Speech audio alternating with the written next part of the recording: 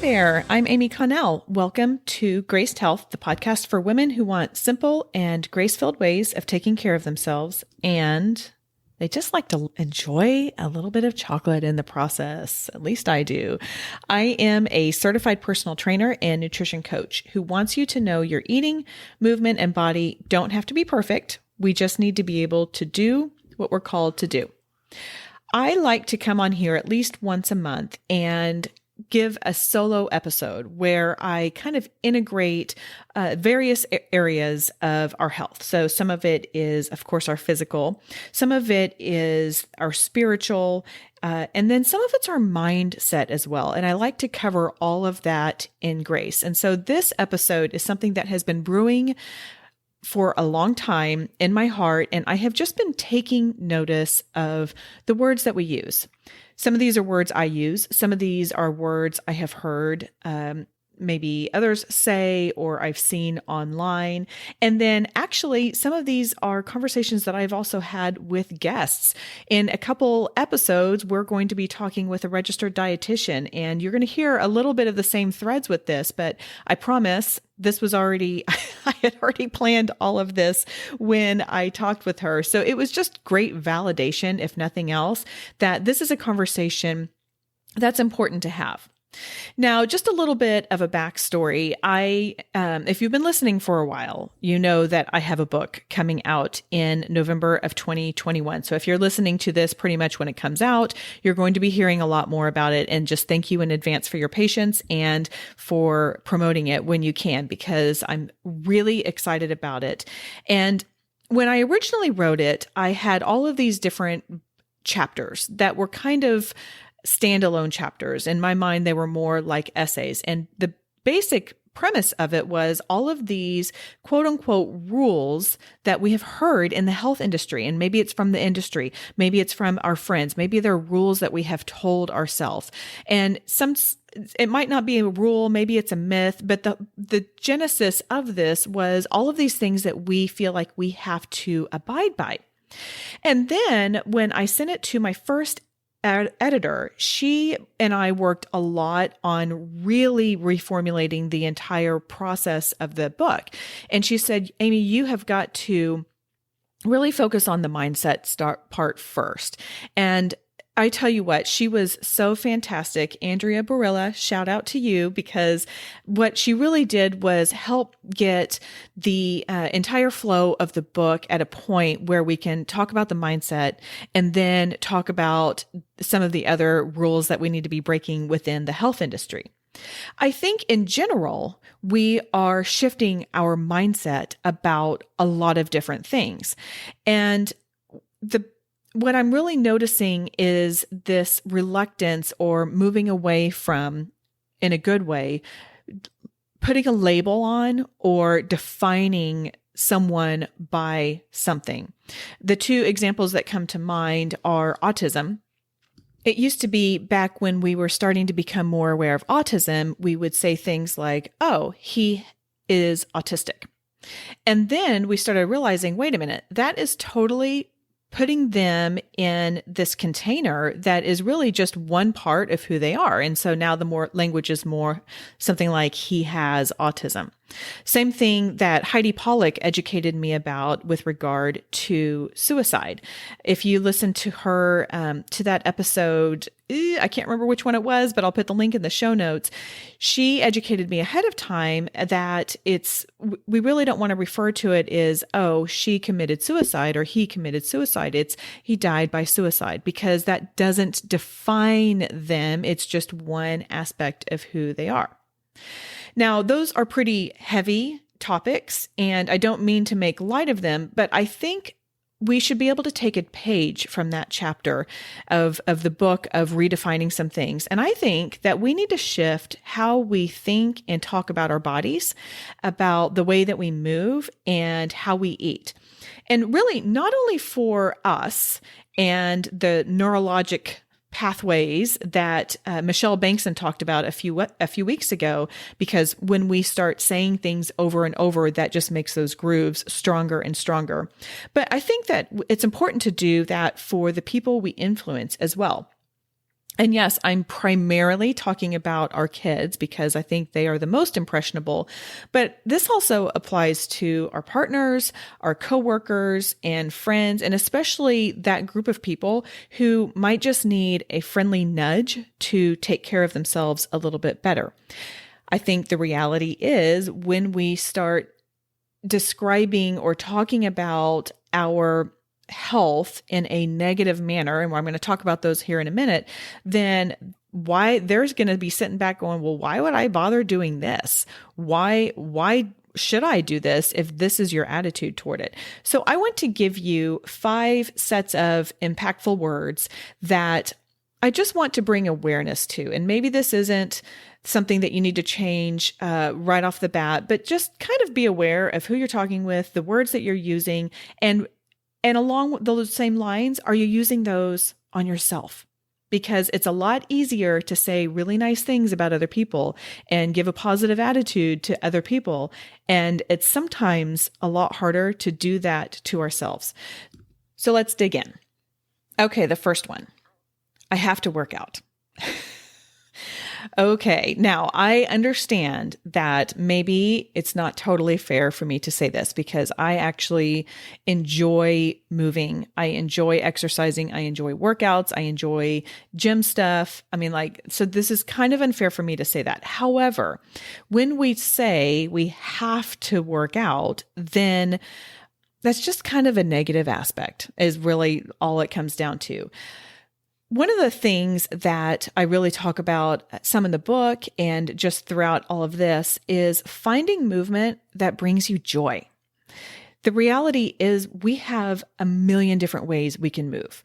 I'm recording this in the middle of the Olympics. And so if you don't believe me, I don't even know how many events there are in the Olympics, but there's a lot. You can swim, you can participate in gymnastics, or, that might be more like dance. Cause I'm not getting on a balance beam and doing a flip. I'm just never could, never will. But there's skateboarding. There's triathlon. You name it. There's shot put, there's track and field, there's running, there's all kinds of different things. And that's because our bodies were designed to move. And I believe that we were all given different ways that drive us, that bring us joy. Wouldn't it be a really boring place in this world if everybody just ran? Running is very natural, but that's just kind of boring. And also I would be out of a job, but that's neither here nor there. But talking about have to work out really sets that mindset of this is something I have to do.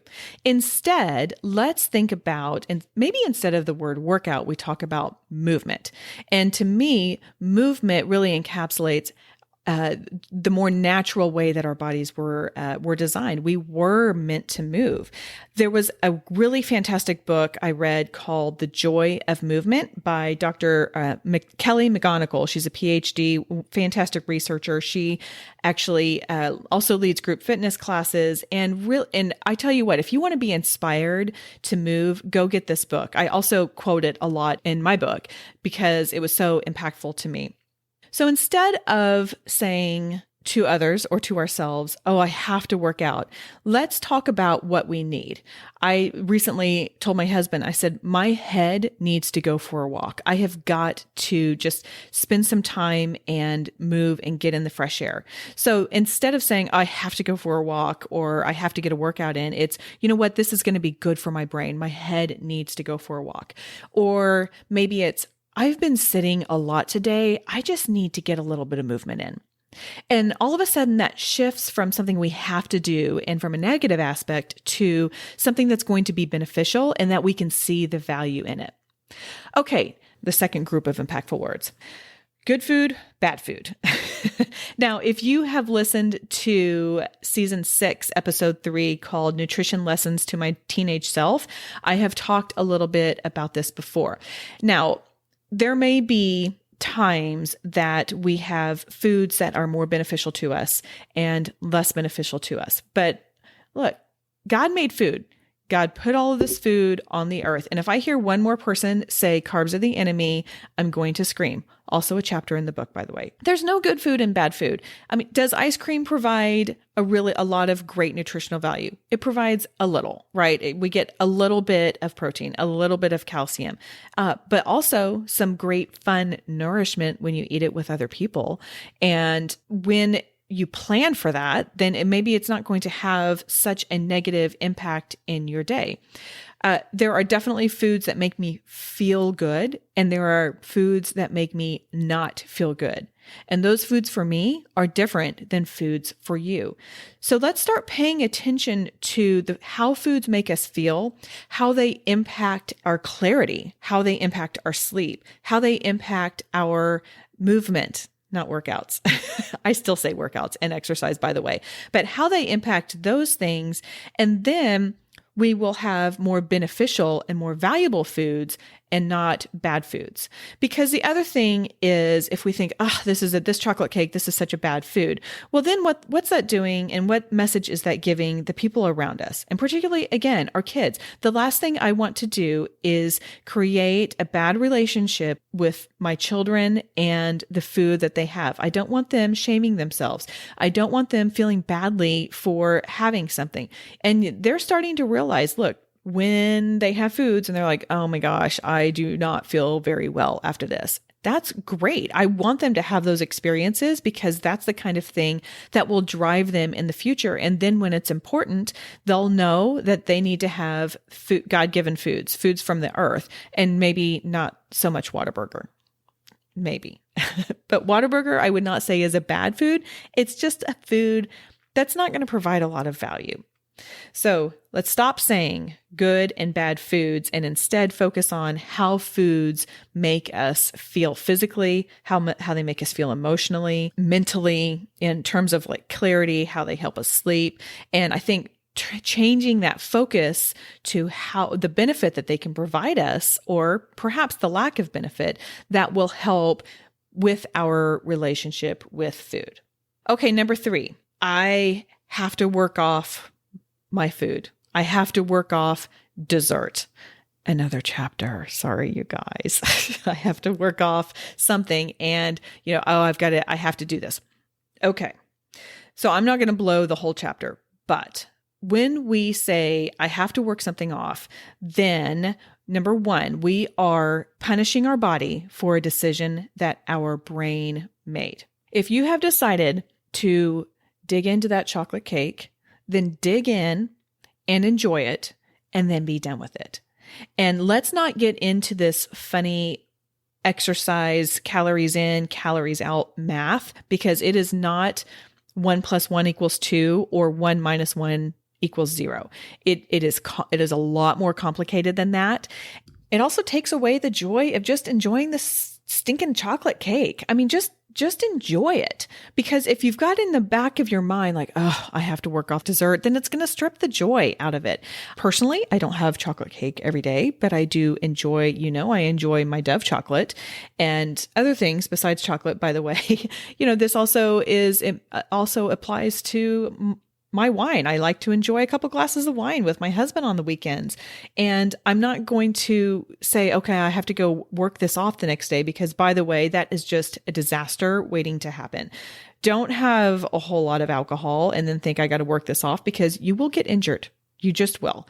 Maybe not immediately, but that kind of overindulgence and then trying to make that quote unquote right is going to catch up with you. So just enjoy it, plan for it, and move on with your day and enjoy the moment. So you can read more about it later. I won't get stuck too much in that. Okay. The next impactful word. Now, this was coming. This was coming. The word fat. So a couple things. Number 1, many of us have a very complicated relationship with the word fat. I don't want to discount that. I know that can harbor up a lot of negative feelings, perhaps negative memories. Maybe it's something that is going on right now. And if that's the case, I'm so sorry. Like, I wish I could come and take both of your hands and say, let's change this. Let's reframe our mindset surrounding fat. There are a couple different kinds of fat too, but the problem is we have lumped all of the different definitions of fat into one thing. And in general, it's a very negative word, and it doesn't need to be, and it's not supposed to be. There's dietary fat. This is the fat that comes in the food that we eat. Now, there are several vitamins, actually, vitamin A, vitamin D, vitamin E, that require dietary fat to be absorbed into your bloodstream. These are also the kinds of fats that provide really beneficial elements like omega-3s.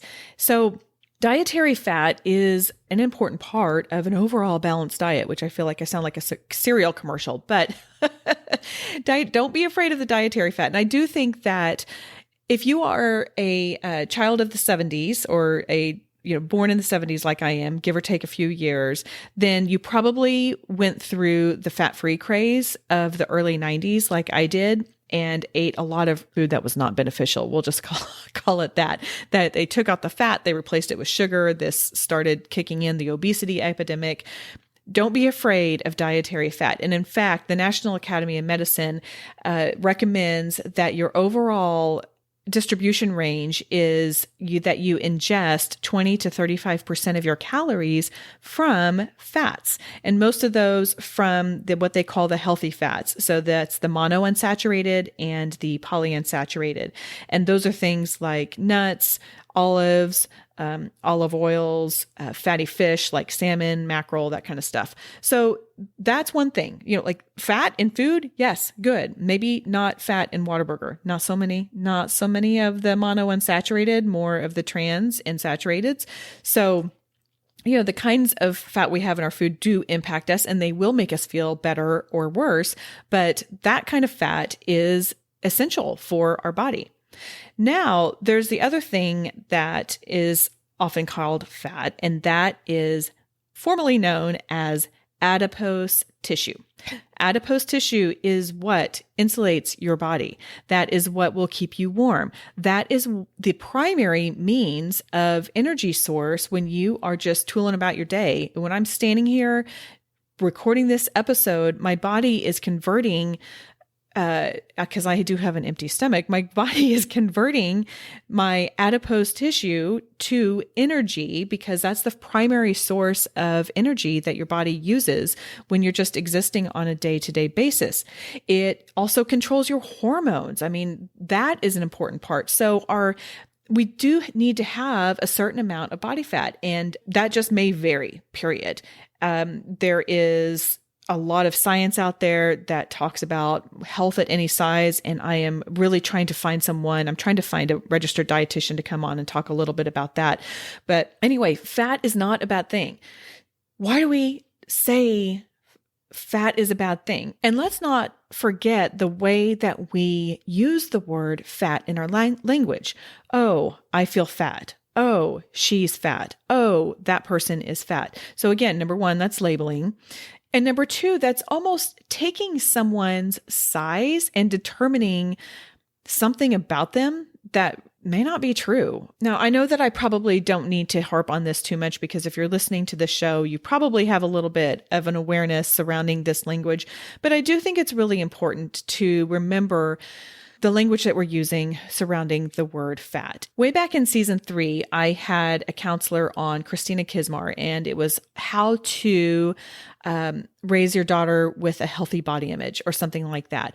And she said something that was really impactful. That was, our children are paying more attention to what we say about ourselves and other people than we are about them. So let's just watch the words that we are using surrounding the word fat. And, are we talking about ourselves? Are we talking about other people? And how that might be impacting the people around us. And I'm not even saying just our children. I think it's helpful to have a little bit more positive language around anyone that we're talking about. The final thing I want to focus on today is this phrase. And this might be a little controversial, but I'm going to say it anyway because that's what I do. Wow, you look great. Have you lost weight? Okay, so this is tricky. I get it. Because when we start making changes to the way that we're moving and making changes to the way we're eating. We do want to feel good, and we are proud, as you should be. If you have made some major transitions in your life and your body is reflecting that and you're feeling good and maybe your body shape is changing, then yay for you. Good, good, good, good, good. I'm so happy. The thing I want to be cautious about, and I'm guilty of this too. By the way, I'm guilty of all of these. These are all things that I have said and experienced. And so that's why I want to talk about them with you. But when we say, wow, you look great, what that does, and I've read some articles about this, but what that does is it kind of makes the person say like, well, what was wrong with me before? Now, maybe we weren't at the optimal place in terms of what we were eating and how we were moving, and we didn't feel good.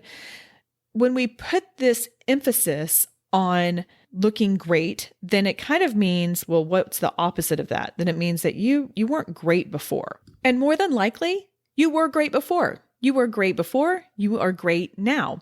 So taking the emphasis off of what we look like, I think will help keep us from having the mindset that if I'm going to be great, I have to lose weight or I have to be in a smaller body. Instead, what I try to do is validate the work and validate the effort. Wow, you've been in the gym a lot lately. I can tell you're looking really defined. Or, wow, your body's really changed. You must be working hard. And then it really validates what they've been doing, not who they are or what they look like. Thankfully, we are in a society that is trying to take the emphasis off of what we look like. And I do like this trend. I appreciate this trend. And what I don't want to do as a fitness professional is make someone feel like in order for me to value them, that they have to look a certain way, because that is not the case. I want to honor any bit of work, any bit of effort that someone has, and not put that success based off of how they look. I will admit, this is coming from someone who has a little bit of a trigger when I see before and after pictures, because a lot of times I will see before pictures and I'm like, well, that's what I look like. So if I don't look like the after picture, then clearly I don't look good. So then I get in this whole mental spiral, and then I got to take myself out of it, and it's just a whole big mess. So I just kind of try not to look at before and after pictures, to be quite honest. And I don't know if that's you or not. But again, it goes back to that, wow, you look great. And then kind of the unspoken thing is, and therefore you are better now. And that is not what we want to communicate. What we want to communicate is, wow, you've been working hard. Maybe it's, wow, you've got a glow about you. What are you doing differently? And then let them say that, and then say, wow, good job. So I don't know. I hope that those make sense. And I want to come at this conversation. I probably should have said this before we started, but I want to have this conversation in the most grace-filled way that I can. This is not a shaming of like, well, if you've been saying this, then you're wrong. And you might disagree with me on some of these. And if you do, number one, that's fine. I respect disagreeing attitudes and opinions about things. And number two, I reach out. I would love to have a little bit more of a conversation, because I'd like to learn what you think. And I think that that's the best way that we learn, is by talking to people who think differently than we do. So just a quick recap, the 5 sets of impactful words we don't want to be saying. Number 1, I have to work out. Number 2, there's good food and bad food. Number 3, I have to work off dessert or whatever other food we're talking about. Number 4, all things fat, except I'm okay with you saying dietary fat. Like that's an okay thing. And then 5, wow, you look great. Let me know what you think about those. I would love to hear your thoughts. Make sure that you head over to gracedhealth.com/resources if you are looking for any support in your faith, your food, or your fitness. I've got all kinds of different things over there. And if you would like to learn a little bit more about this mindset business and kind of what I was talking about earlier, I would love for you to go over to yourworthybody.com. There's no W's in front of it, just yourworthybody.com. Sign up to be notified when my book comes out. It should be coming out in early November. And when you do, I'm going to give you three things. I'm going to give you a printable 14-day devotional. I will give you my family's on-the-go breakfast, protein-powered breakfasts. That these are things that I make for my family all the time. And then number 3, a 5-minute wake up and warm up movement. We won't say a workout. And this honestly is designed for you to do in your pajamas. I did not film it in my pajamas because that would be weird. But you can do it in your pajamas. It's very gentle. It's just a way to get your body ready for the day, whatever God is asking you to do today, and it'll get you ready for that. Okay, that is all for today. Go out there and have a graced day.